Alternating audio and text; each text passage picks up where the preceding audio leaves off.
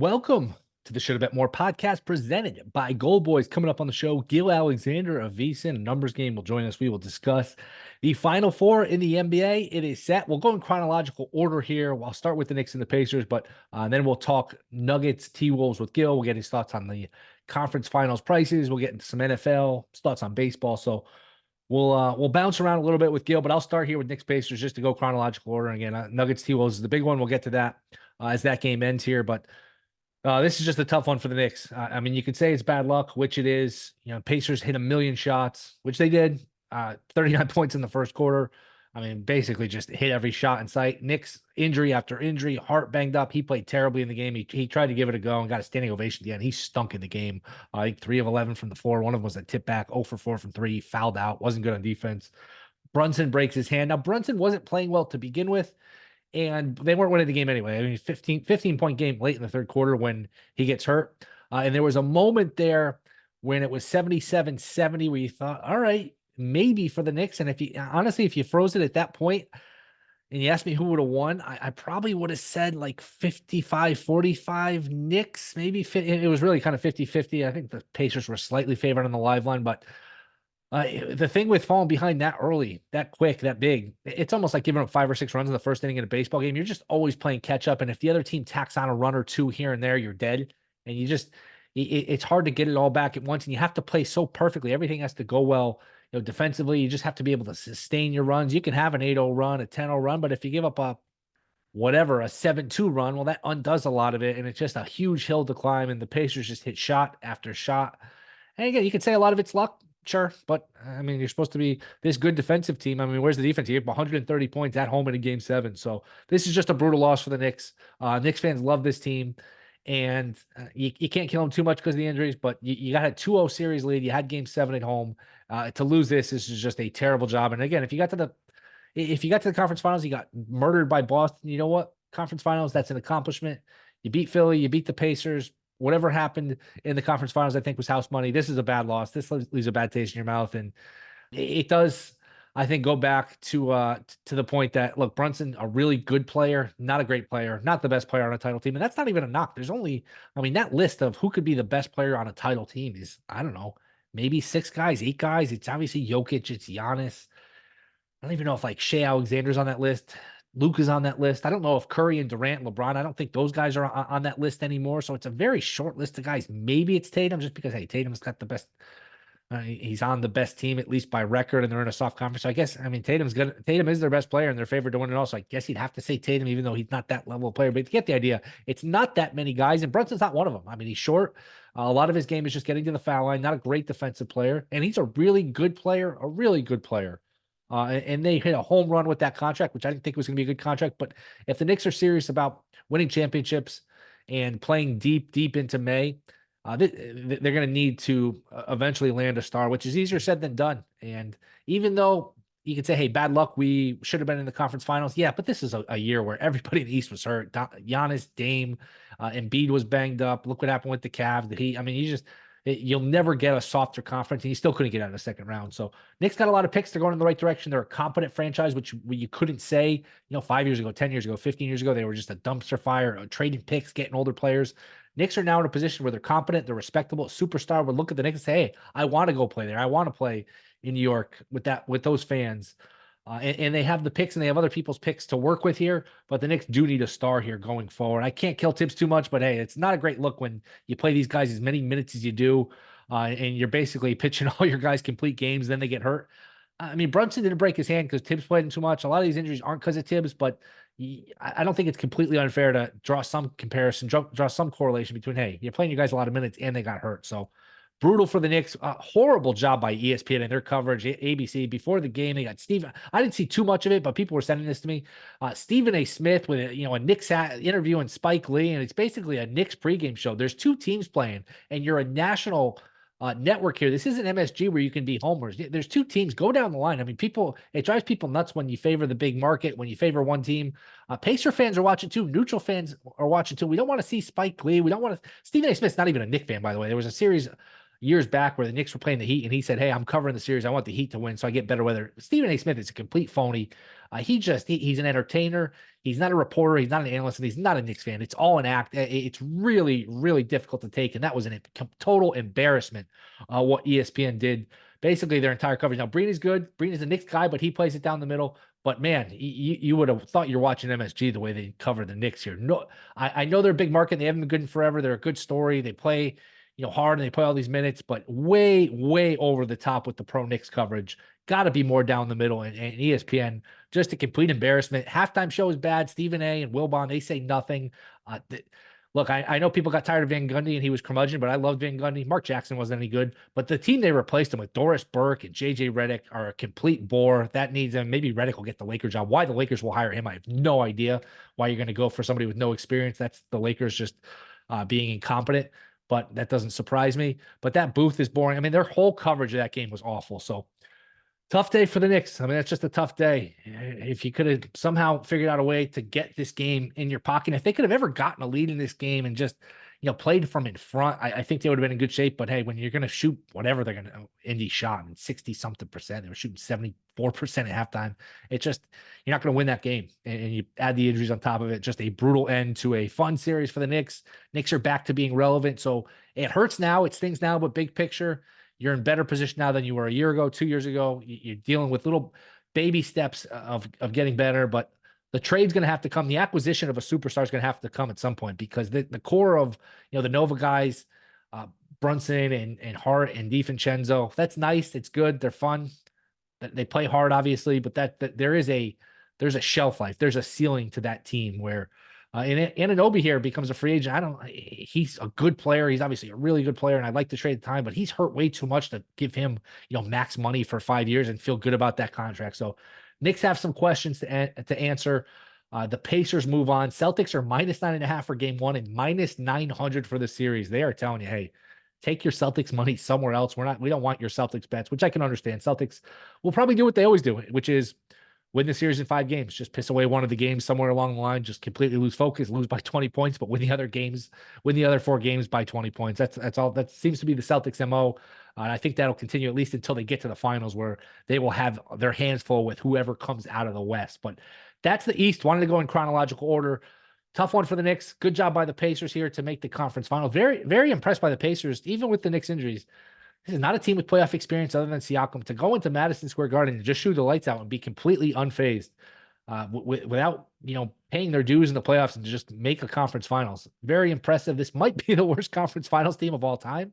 I'd have to think back to recent years. I know the Hawks won a couple years ago, it was fluky, but this just feels like a product of the injuries and the way the bracket broke more than Indiana being a really good team. But hey, they're in the Final Four, and they will quickly be exterminated by the Celtics, but you give them credit. Making the conference finals is an accomplishment. I mean, it really is. Whether you can say it's fluky, it's because of the bracket, it's because of the injuries. Conference finals is one of those landmarks where, hey, you can go a long time. That's the Knicks. You can go a long time without making the conference finals in the NBA. Same thing, conference championship in the NFL. In college basketball, when you make the conference finals equivalent, it's called the Final Four. So the Pacers are in the Final Four. When you do it in college basketball, that coach has that on his resume forever. And when he retires, when he dies, he made this many Final Fours. Final Four is a landmark. Because it's not called the Final Four in the NBA and the NFL, it's viewed differently. But hey, Pacers are in the Final Four here, so give them credit, even though I don't give them much of a chance against Boston. I don't think anybody will. But that is the East. Tough day for the Knicks. Horrible day for ESPN. What a joke that coverage was. But we will do the Nuggets and the T-Wolves. We'll do the rest of the conference finals, get to those series prices with Gill Alexander, some baseball, some NFL schedule. That is next. This is the Shoulda Bet More podcast. All right, we are back. Shoulda Bet More podcast. Holy shit. The Nuggets have been eliminated from up 20 middle of the third quarter to out. And with 5 minutes to go, it wasn't even a game. It really just one of the more stunning outcomes you can ever remember. And look, when you have something like this, when you're up 20 at home, everybody takes a hit. Jokic, the coach, Murray, the coach, was an asshole after the game too, being rude to reporters. I mean, he didn't handle the championship last year with class. He didn't handle this loss with class, and everybody takes a hit. I've been the biggest Jokic supporter you can be. And look, settled for threes. They went cold. They scored 30-something points in the second half. Just an awful, awful loss here for the Nuggets. The Timberwolves move on. And to discuss it all, it is Gill Alexander from VSiN from a numbers game. It is the great one, Gilly.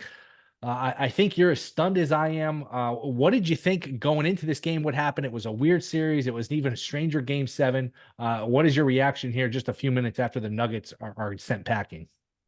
Well, first of all, thanks for having me. First thing I was gonna say is, can we curse? You already did, A couple and I times. think that's the correct reaction.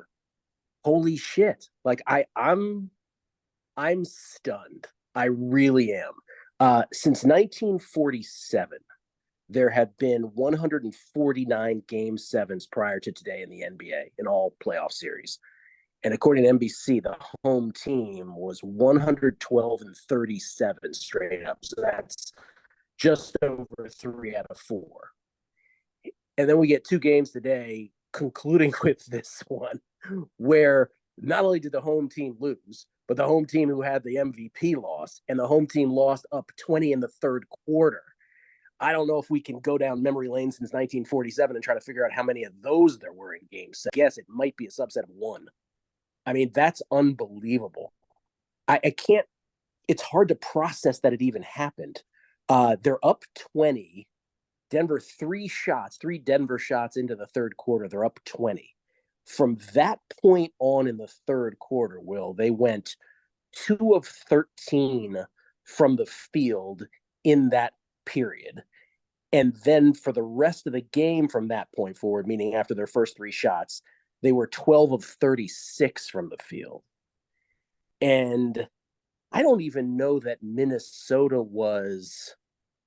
I mean, you mentioned it to me via text. Like, Anthony Edwards wasn't really the guy. 6 of Like, he 23. wasn't.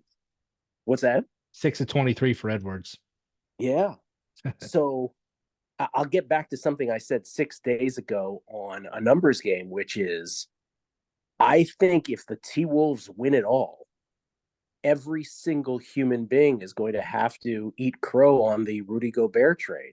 And it's not like Rudy Gobert when he took on Jokic one-on-one earlier in this series, he got toasted.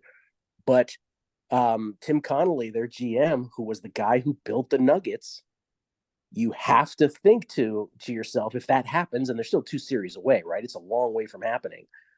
But if it happens, you have to completely change the narrative and say, well, that dude knew what he built, and that dude knew how to beat what he built. And so 4 first-round draft picks and a pick swap in the first round and 5 players for Rudy Gobert, if they win it all, Will, it was worth it. And the stats are going to look good when you just look at the raw stats for Jokic, 34, 19, and 7. Hey, who could argue with 34, 19, and 7? Jokic, as much as I love him, and I never said a bad word about him, he was not great in this game. 2 of 10 from 3, took way too many threes. He missed his first, I think, 8 3-point attempts. He just wasn't good. He looked out of gas. They let up a bunch of they let up a bunch of offensive rebounds. They missed a bunch of defensive rebounding opportunities. And to your point about the rarity of winning on the road here in Game 7, according to Tim Reynolds, on Twitter here, the first day in the history of the NBA where 2 road teams won a game 7 on the same day. Yeah. Yeah. Makes sense. I mean, it was 112 and 37 before today. It's 112 and 39 now. It was just incredible. I like, Amazing. first of all, to answer, I mean, I didn't even answer your question. I didn't see this coming. When it was 2-0 T Wolves in this series, I, like most people, was like, wow, I was wrong about all of this. It looks like the Minnesota Timberwolves are just far better than the Nuggets in every way you can imagine. And then the Nuggets come back. They win 2 on the T Wolves home court. They go up 3-2. And it's like the earth returned to its axis. And okay, game 6 was a blowout, but that happens. And then this, after being up 20, it's amazing. I didn't see that. Listen, I was not on this Knicks bandwagon. If I could say 2 words about that, first of all, ESPN should be ashamed of themselves. I don't know if you've been locked into their broadcast throughout this series and then specifically today, but it is just the absolute one-sidedness of their coverage and a almost bizarre focus on Stephen A as if he was a player in the game and in this So series. strange. was so weird. And if you're an Indiana fan, let alone an Indiana better, but if you're like an Indiana, if you're from that state and you've been a fan of this team forever, the vindication of this must be off the charts. And I didn't see. Listen, I was not on the Knicks bandwagon like ESPN and like some others were, but I didn't see Indiana winning this game like they did.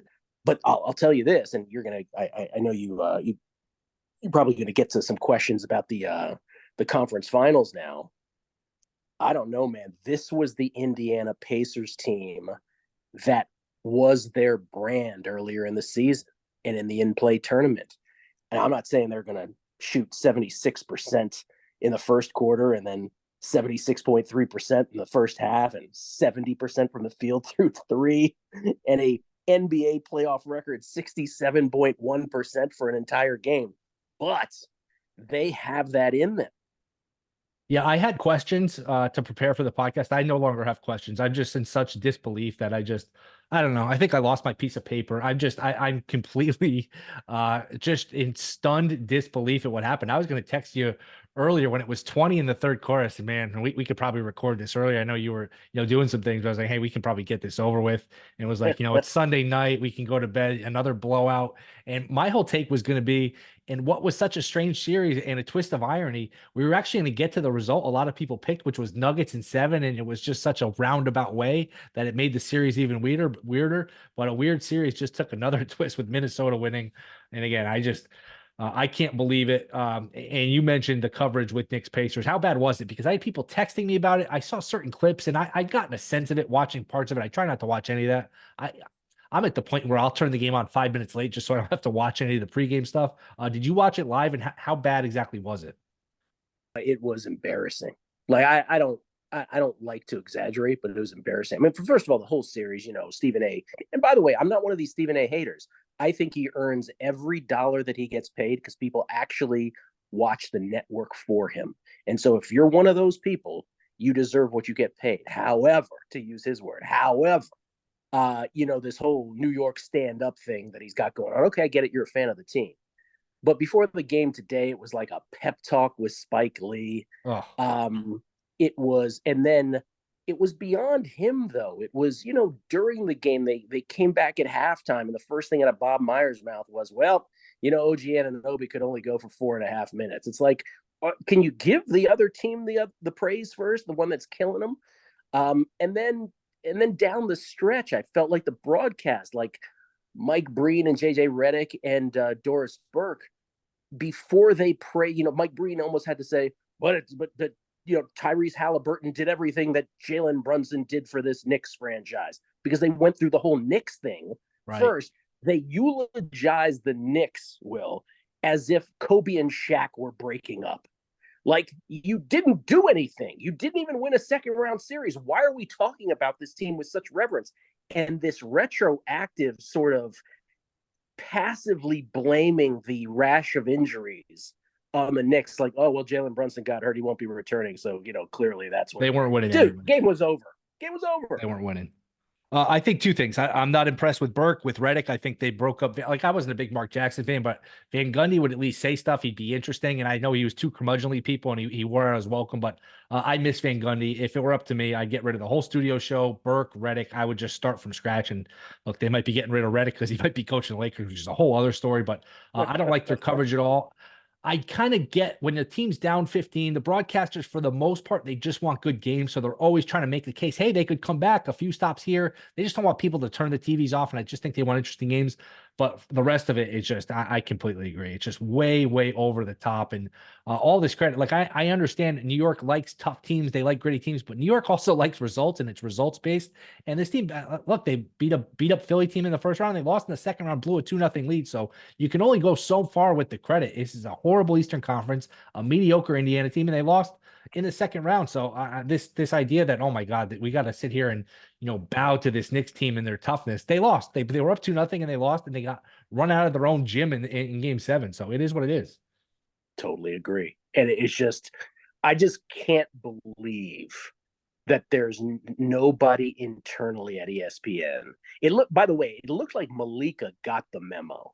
I don't know if she was on social media but she seemed to have figured out that it was way too over the top by halftime, and she kept trying to steer them back, but nobody, I mean, no one would oblige. It was from Stephen A to the halftime crew, then to the broadcast crew at the end of the game.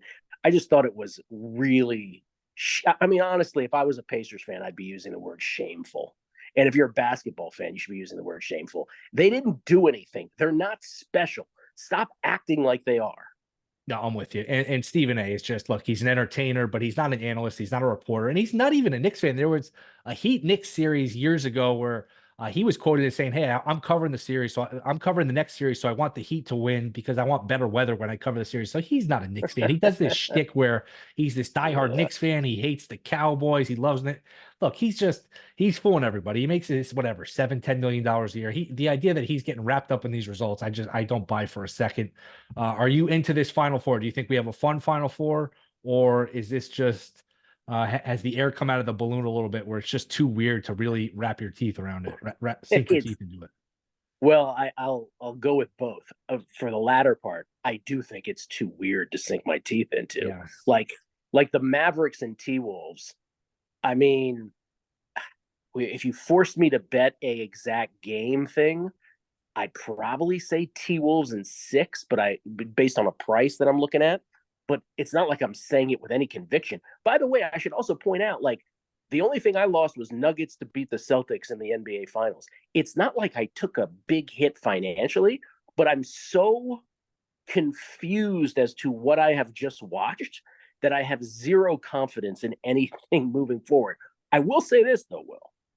I actually think, because I know a lot of people think the Celtics are going to roll the Pacers. I do not. I think the Pacers are going to make this really interesting. Interesting. All right. So the Celtics are minus 900 to win the series. Celtics in 5 is plus 210. That's the short shot. Celtics to sweep is plus 225. Celtics in 6 is 4-1. Celtics in 7 is 5-1.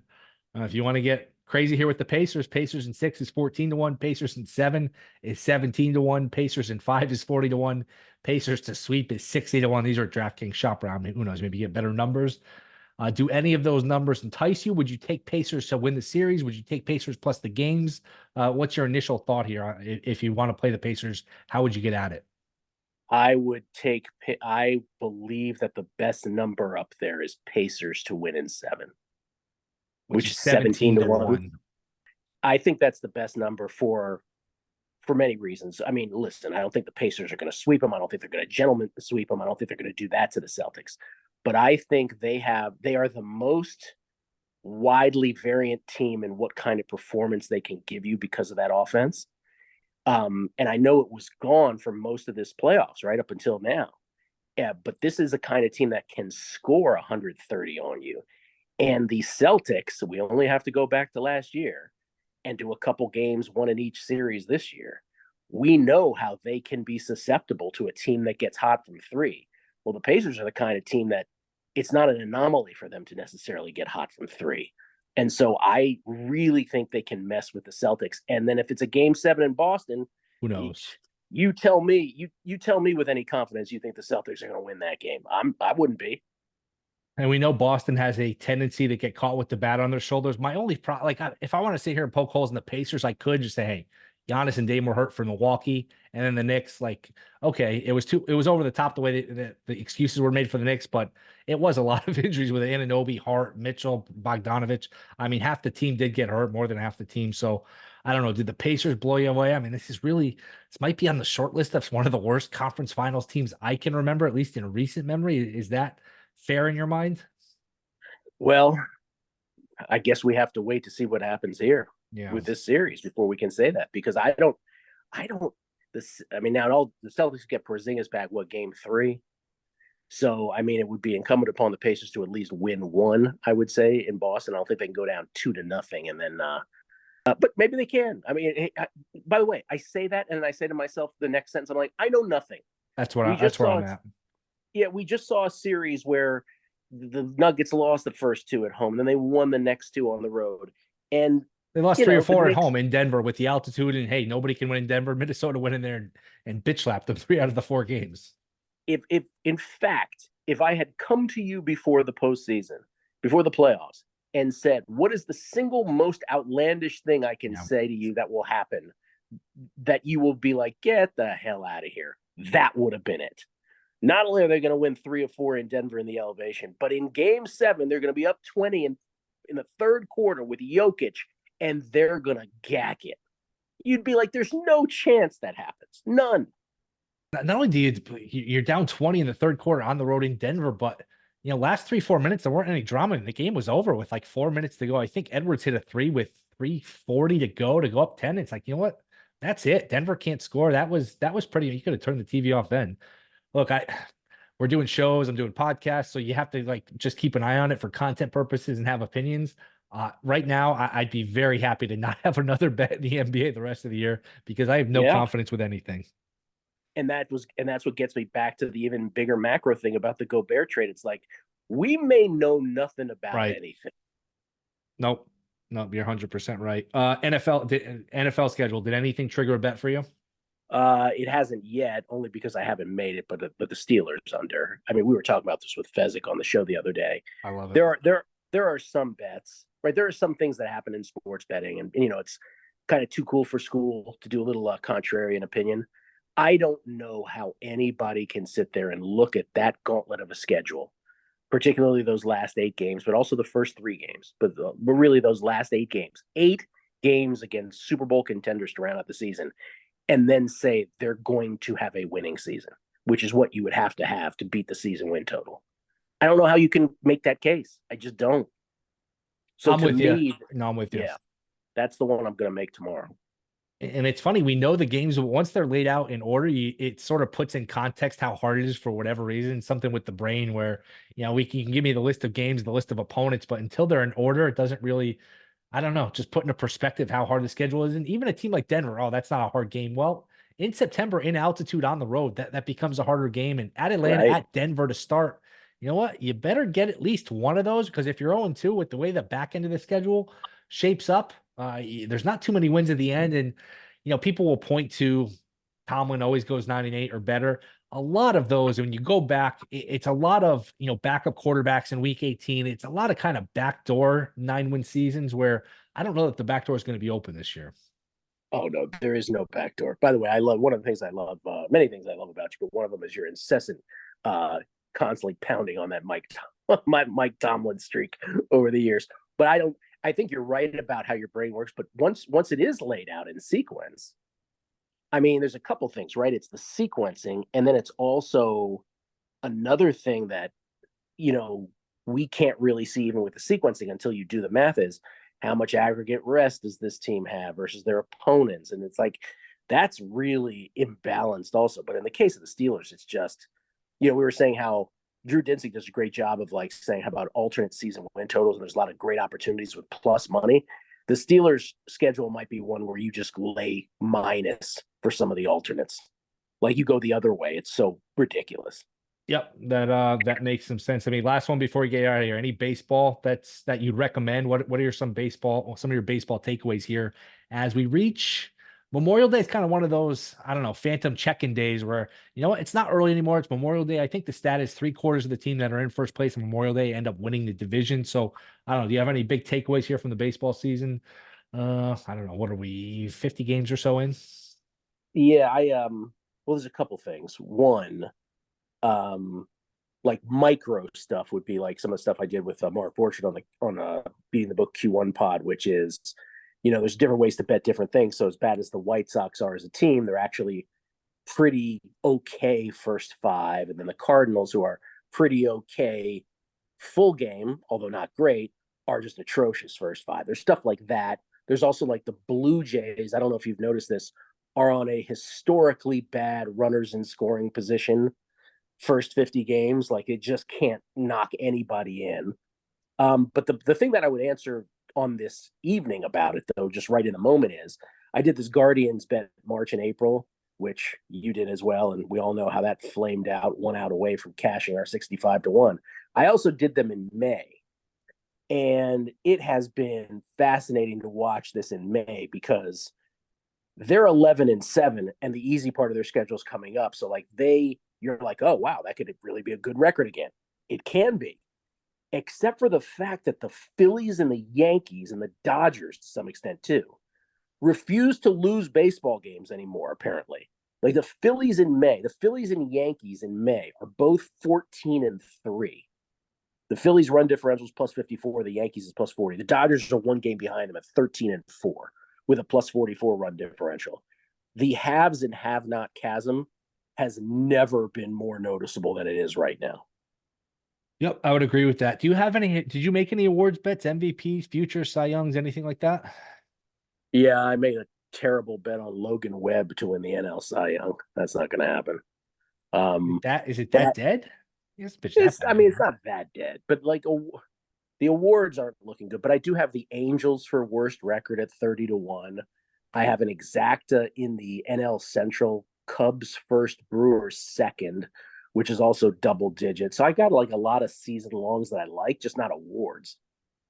I was on with you Wednesday and I made such a compelling case for Aaron Judge, 16-1 MVP. Surely you tailed along with that, right?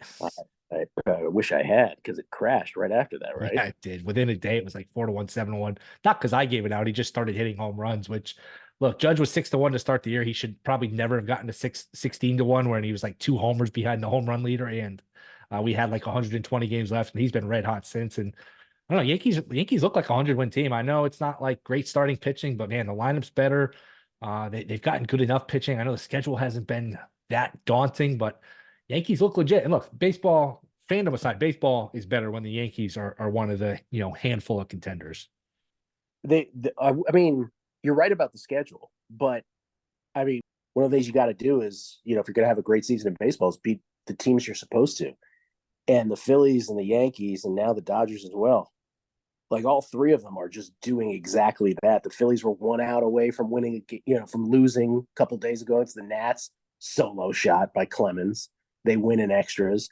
Yankees doesn't matter. Dodgers doesn't matter how far it seems like they're tied into a game. They eventually get the hits they need. So I mean, you're right. Memorial Day is kind of that line where you take notice. But right now, man, some of these teams are really playing well, and the Braves aren't one of them, incidentally. Yeah, very strange, very, very strangely mediocre where, Cunha hasn't had a great year. Riley's banged up, Strider's hurt, and it's just they haven't fired. But Gilly, I appreciate you coming on. I appreciate a few minutes. Where can everyone find you? And will you be doing the show tomorrow with a Knicks hat on? Numbers game on VSiN, 10 to noon Eastern, 7 to 9 a.m. Pacific. And then the Beating the Book podcast, we will have a French Open Beating the Book podcast episode later this week. Stand up, New York. Gilly, appreciate the time. Hopefully we'll do this again down the road here. Thanks, buddy. Appreciate it. All right. Thank you to Gill Alexander. We'll be back middle of the week. Start to do a little more baseball as we are down to 4 teams in the NBA. Probably not going to do NBA every night going forward. Start to mix in some baseball, some football stuff. Still got to give my reaction to the schedule. Got some bets I like based off of the schedule. So see you guys Wednesday. Rate, review, subscribe. Talk to you then.